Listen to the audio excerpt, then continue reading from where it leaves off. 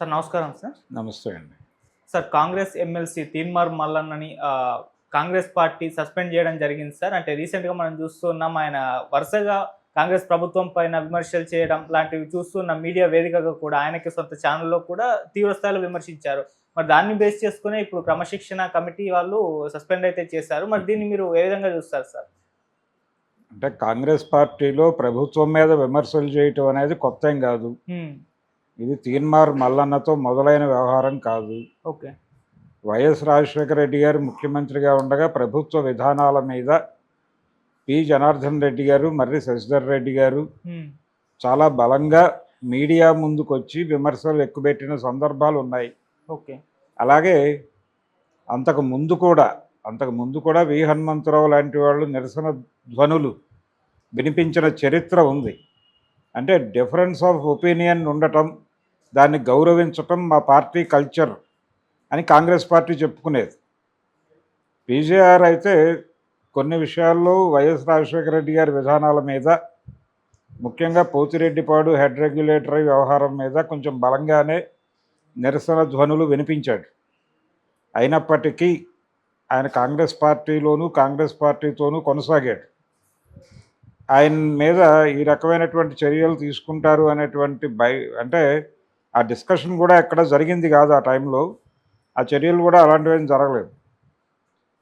కాంగ్రెస్ పార్టీలో అంతర్గత ప్రజాస్వామ్యం ఎక్కువ అనే ఒక అభిప్రాయం ఉంది ప్రజల్లో.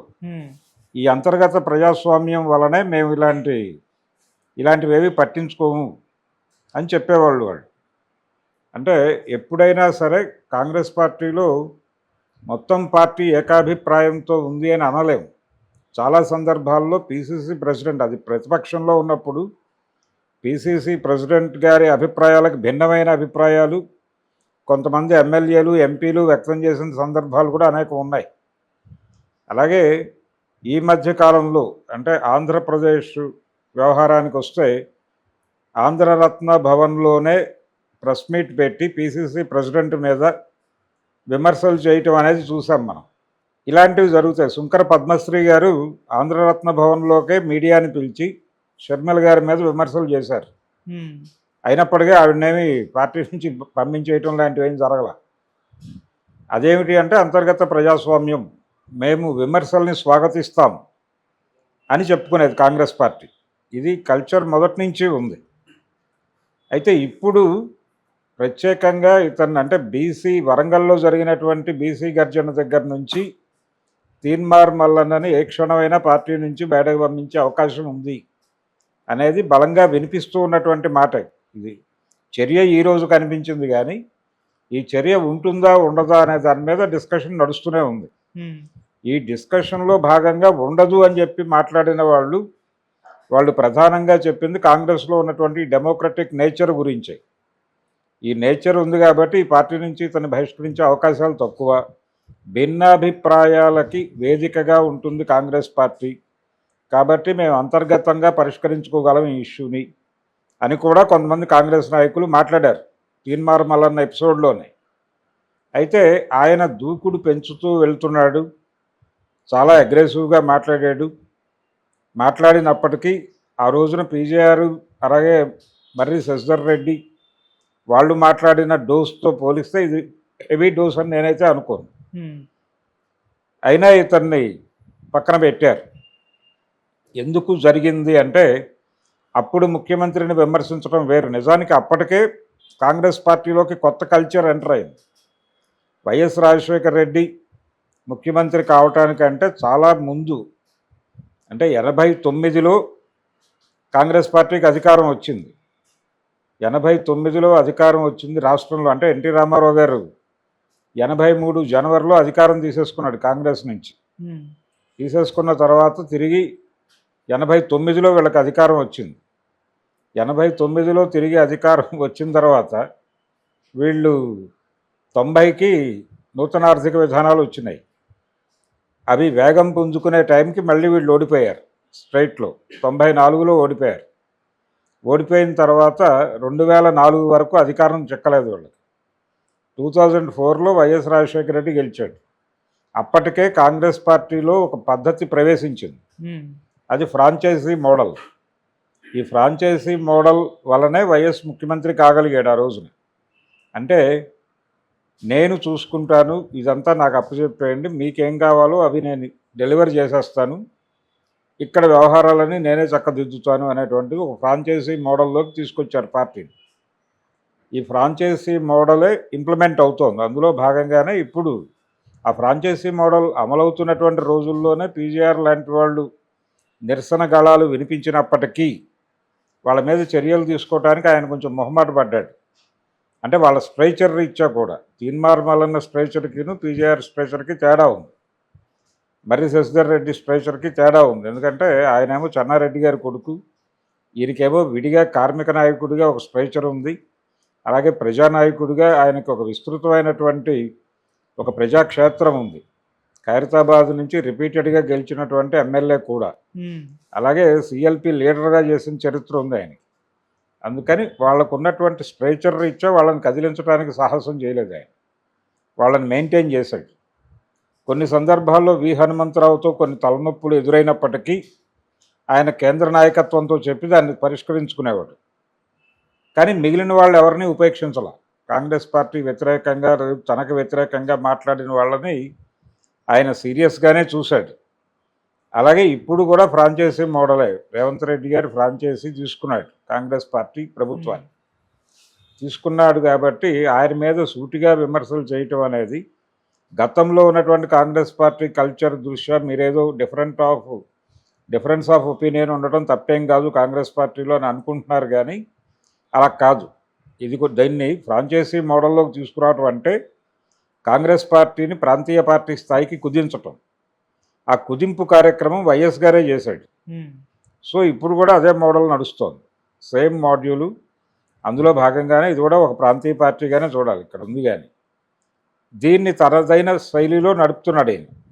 ఈ నడిపే క్రమంలో ఆయన ఒకవైపు కాంగ్రెస్ ముఖ్యమంత్రిగా ఉంటూనే రెండో వైపు కేంద్ర ప్రభుత్వంతో కూడా సన్నిహిత సంబంధాలు మెయింటైన్ చేస్తున్నాడు. ఇలా ఒక తను ఇక్కడ ఏ ఇబ్బంది లేకుండా కెరియర్ నడపడానికి సంబంధించి ఒక గ్రౌండ్ ప్రిపేర్ చేసుకుని ఉన్నాడు రేవంత్ రెడ్డి. ఇంకొక అభిప్రాయం ఉంది ప్రజల్లో, రేపు పొద్దున ఒకవేళ భారతీయ జనతా పార్టీ గెలిచే పరిస్థితి ఉంటే, అనివార్యంగా బీజేపీ గెలిచే ఉద్దేశంతో బీజేపీ ఉంటే ఇది పెద్ద విషయం కాదు గెలుపు అనేది. ఇది ఒక అనివార్యంగా మారితే ఈయనే అక్కడ కూడా ముఖ్యమంత్రి అయ్యే ఛాన్స్ ఉంది అనే అభిప్రాయం కూడా చాలామంది రాజకీయ నాయకుల్లో ఉంది. ఈ కండిషన్లో ఆయన మీద నేరుగా యుద్ధం ప్రకటించాడు ఈయన బీసీ గణన వ్యవహారంలో. ఈ బీసీ గణనని ప్రెస్టీజియస్గా తీసుకున్నారు వాళ్ళు. వీళ్ళేమో అది ప్రాపర్గా జరగలేదని దాని మీద చాలా విమర్శలు చేస్తూ మీటింగ్ పెట్టారు వరంగల్లో. ఇది జరగలేదు అనటానికి మీ దగ్గర ఉన్నటువంటి ప్రాతిపదిక ఏమిటి అని చెప్పి రేవంత్ రెడ్డి గారి తరఫు నాయకులు వారిని అడగటము, వారు వారి దగ్గర ఉన్న వివరాలు ఏవో ఇచ్చే ప్రయత్నం చేయటం, ఈ రెండింటి మధ్య ఘర్షణలు, కేంద్ర ప్రభుత్వం దగ్గర నుంచి నడుస్తున్నటువంటి వ్యవహారం అని చెప్పి ఆయన మోడీ గారి మీద కూడా విమర్శలు చేశాడు. ఆ అకౌంట్లో ఆయన అసలు బీసీ కాదు, అగ్ర కులాల పద్ధతిలో వ్యవహరిస్తున్నాడు అన్నాడు. కొంచెం అగ్రెసివ్గా తన్ని తాను ప్రొటెక్ట్ చేసుకుంటూ మాట్లాడాడు రేవంత్ రెడ్డి. ఈ మాట్లాడుతున్నటువంటి నేపథ్యంలో దాదాపు అదే లైన్స్లో ఇతని మీద కూడా ఆయన ఓపెన్గా మాట్లాడితే ఇతని స్ట్రేచర్ పెరుగుతుంది అనే ఉద్దేశంతో ఆయన మాట్లాడలేదు, కానీ ఇంటర్నల్గా ఇన్నర్ సర్కిల్స్లో మాట్లాడాడు ఆయన. మాట్లాడి ఇది హెడేక్ అనే అభిప్రాయంతో ఉండటం వలన ఇప్పుడు ఈ కమిటీ చర్యలు తీసుకుని వారిని, అంటే ముందు యాక్చువల్గా షోకాజ్ నోటీస్ ఇవ్వాలి, మీరు అలా ఎందుకు వ్యవహరించారు దానికి సంబంధించిన వివరణ ఇవ్వండి అని. ఆ వివరణ వచ్చిన తర్వాత చర్యలు తీసుకోవాలి. ఇచ్చారు. అదంతా ప్రొసీజర్ అయిపోయింది. ఆయన తన ఆర్గ్యుమెంట్ నుంచి వెనక్కి వెళ్ళాల, అక్కడే నిలబడి ఉన్నప్పుడు అనివార్యంగా వీళ్ళు చర్యలు తీసుకున్నారు. దీని మీద అతను ఎలా రియాక్ట్ అవుతాడు, అతని ఫ్యూచర్ ఏమిటి అనేది, అంటే అతను ఏ పార్టీలోకి వెడతాడు అనేది ఇప్పుడు ఒక చర్చ.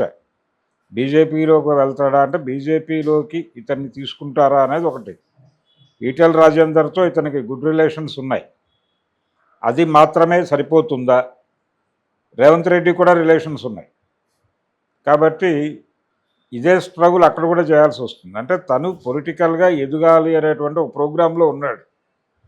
ఆ ప్రోగ్రాంలో భాగంగా ఈ ఈ యుద్ధాన్ని తన కెరియర్కి ఏదైనా ఉపయోగపడే పద్ధతిలో మలుచుకోవటం అనేది ఇప్పుడు తీన్మార్ మల్లన్న ముందున్నటువంటి సవాల్.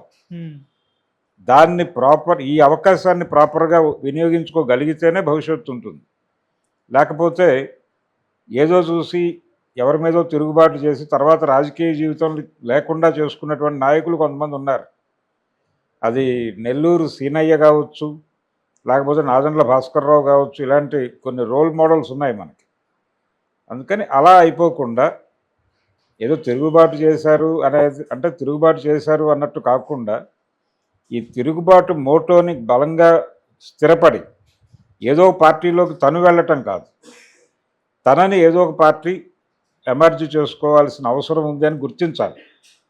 ఆ గుర్తించడానికి వీళ్ళు చేయవలసింది ఏంటంటే, ఆ వరంగల్ సభ నుంచి మాకున్న ఓట్ బ్యాంక్ని మేము ప్రభావితం చేయగలము, దీన్ని విస్తృతం చేసుకోగలము అనేటువంటి ఒక భయాన్ని పార్లమెంటరీ పార్టీల్లో కలిగించగలగాలి. అది కలిగించగలిగితే ఆయన స్కీమ్ వర్కౌట్ అవుతుంది. అది ఎక్కడ బెడిసి కొట్టినా పొలిటికల్గా ఇది పెద్ద ప్రమాదంగా మారుతుంది. ఈరోజు తీసుకున్నటువంటి నిర్ణయం ఆయన రాజకీయ జీవితానికి సమాధి కూడా కావచ్చు. అది అలా కాకుండా ఆల్రెడీ ఒక ఆల్టర్నేటివ్ మెకానిజం ఏదో ఉంది అతనికి. ఆ మెకానిజం ఉండటం వల్లే వీళ్ళ షోకాజ్ నోటీసులకి వాటికి అతను ఖాతరు చేయలే. ఓకే, ఖాతరు చేయలేదంటే అతనికి ఒక ఆల్టర్నేటివ్ మిషన్ ఉంది. ఆ మిషన్ ఇంకో పార్టీలో చేరటం ద్వారా ఉందా, లేకపోతే తన బలాన్ని ప్రదర్శించటం ద్వారా నా అవసరం మీకుంది అనేటువంటి అభిప్రాయం పార్టీల్లో కలిగించి వాళ్ళ దగ్గర నుంచి పిలుపు వచ్చేలా చేసుకోవటం, అది ప్రాపర్ వే. ఆ ప్రాపర్ వే బిల్డ్ చేసుకోవటానికి తీన్మార్ మల్లన్న ఎటువంటి యాక్టివిటీలోకి వస్తాడు అనేది చూడాలి. ఒక రకంగా అతను నోరున్న మనిషి. నోరున్న వాళ్ళు బయటకు వెళ్ళిపోతే చాలా ప్రమాదాలు జరుగుతాయి. అంటే వాళ్ళు చాలా విషయాలు ఓపెన్గా ఎక్కడో చోట మాట్లాడతారు, అవుట్ స్పోకెన్ కాబట్టి. అయితే వాళ్ళ మీద స్టాంప్ వేయాలి, వీళ్ళు స్వార్థపరులు, వీళ్ళు తమ స్వార్థం కోసం మాట్లాడతారు తప్ప దానిలో కంటెంట్ ఉండదు, దాన్ని పట్టించుకోవద్దు అని వాళ్ళ క్యారెక్టర్ మీద కొంత ప్రజల్లో ఒక తక్కువ అభిప్రాయం కలిగించగలగాలి. ఆ ప్రోగ్రాం ఆల్రెడీ రేవంత్ రెడ్డి గారు మొదలుపెట్టి చేసేస్తున్నాడు విజయవంతంగా.